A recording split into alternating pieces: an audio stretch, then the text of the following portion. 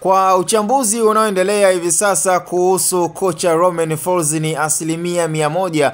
Nilikuwa nikizungumza, lakini asilimia ya mashabiki wa klabu ya Yanga waliona kwamba bado kocha anastahili kuwepo na kupewa nafasi. Ni kwamba hitaji la mashabiki wa klabu ya Yanga na hata uongozi ni unahitaji kuweza kupata fitness, lakini pia na mfumo ambao utakuwa unaeleweka, ni mpira uwe unaonekana kwenye kikosi cha wananchi. Lakini tukiangalia kuanzia mechi zote zilizoweza kupita kwa msimu huu ni kwamba Yanga haikuonekana kabisa ikicheza kwenye mfumo, bali ilikuwa inacheza tu ili mradi kwa sababu uwezo wa wachezaji wanao wa kucheza. Lakini walisia ni kwamba hakuna ambacho kimeweza kumfanya kocha Romain Folz aweze kuonekana ana maana ndani ya msimu huu mpya, ambapo aliweza kupewa headline kubwa na msemaji wa klabu ya Yanga ambaye ni Ali Kamwe, huku tukiamini kwamba Rais Engineer Hersi kwa msimu huu atakuwa amejipanga na tukiwa na lengo na ndoto ya kuweza kufika kwenye hatua ya nusu finali michuano ya klabu bingwa. Lakini cha ajabu tunasema na acha lawama tuwatupie viongozi wa klabu ya Yanga.